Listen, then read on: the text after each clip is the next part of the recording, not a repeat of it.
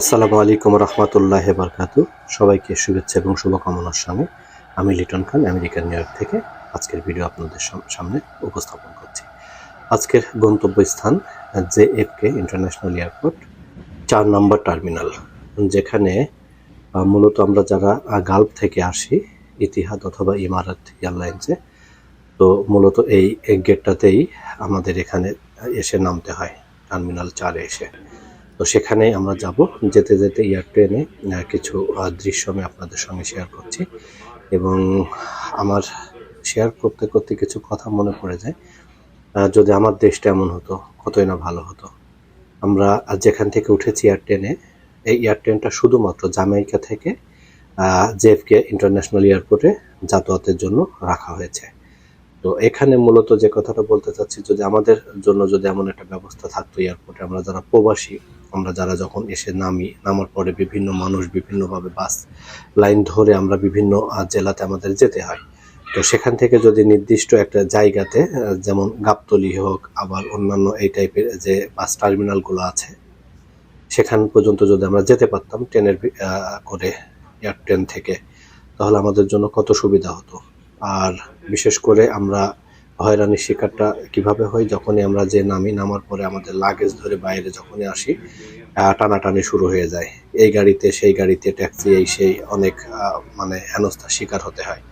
তো যার কারণে আমাদের জন্য খুবই অত্যন্ত একটা জনপ্রিয়তা একটা সার্ভিস হতো এবং আমরা অত্যন্ত খুশি হতাম এই টাইপের সার্ভিস যদি পেতাম। আর সার্ভিস পাওয়াটা আসলে এটা সময়ের ব্যাপার, কারণ পরিবর্তন হতে হবে। পরিবর্তন যদি হয় তাহলেই আমাদের দেশটাও অনেক সুন্দর হবে। আমাদের মেন পরিবর্তনটা দরকার দুর্নীতি এবং দালাল নির্মূল করতে পারলেই দুর্নীতিটা অনেক কমে যাবে। কারণ আমাদের দেশে উদ্যোক্তার চেয়ে দালালের দাম অনেক বেশি। তো যার কারণে আমরা কোনো কিছুতেই কিন্তু শান্তি পাই না। মূলত যে কোনো কিছু করতে গেলেই দালাল, বড় অফিসার থেকে শুরু করে এমপি মন্ত্রী থেকে চেয়ারম্যান মেম্বার থেকে শুরু করে সচিব আমলা থেকে শুরু করে বিভিন্ন দপ্তরে দালালের জায়গাই অনেক বেশি। প্রতিটা অফিসারই প্রতিটা ব্যক্তি নিজস্ব কিছু দালাল রেখে দিয়েছেন। বিশেষ করে বেশি প্রবাসীরা হেনস্থার শিকার হয় পাসপোর্ট ডিপার্টমেন্টটাতে। পাসপোর্টের উপরে যদি কিছু বলা যায়, সেই ক্ষেত্রে দেখা যায় যে প্রতিটা জায়গাতে পুলিশ ভেরিফিকেশন থেকে শুরু করে দালালের মারফতে যদি পাসপোর্ট করা যায়, তাহলে দেখা যায় যে খুব দ্রুত হয়ে যায় এবং কোনো হেনস্থার শিকারও হতে হয় না। কারণ দালালের সাথে তাদের চুক্তিবদ্ধ আছে। যেখানে একটা পাসপোর্ট করতে আমাদের লাগে 6,000 টাকা, 5,500 সামথিং, সেখানে আমি ধরে নিলাম 6,000 টাকা, সেই পাসপোর্টটা দেখা যাচ্ছে 8,000, 10,000, 12,000, এর ইমার্জেন্সির কথা বললে আরো বেশি হয়। তো আমরা চলে এসেছি, দেখেন কথায় কথায় চলে এসেছি কিন্তু 4 নম্বর টার্মিনালে। যে 4 নম্বর টার্মিনালটা আপনারা দেখতে পাচ্ছেন, এখানে কিন্তু কোনো পুলিশ বলে না, যেই বলেন, এখানে কোনো স্পেশাল কেউ নাই। সবাই নিজের মতো নিজে করে কিন্তু জিনিসটা এখানে পার হয়ে যাচ্ছে। আর আসলে তো সবাই সবার মতো ব্যস্ত, এখানে তো কোনো দালাল নাই। দালাল থাকলে দেখা যেত যে এখানে এটা এই পর্যন্ত যাওয়া যাবে না, এখানে করা যাবে না। এটা যেটা দেখতে পাচ্ছেন, এটা কিন্তু 4 নম্বর টার্মিনালের মেন গেট। আমরা যখন ইমিগ্রেশনের কাজটা শেষ করব, তখনই আমাদের এই দিক দিয়ে বের হতে হবে।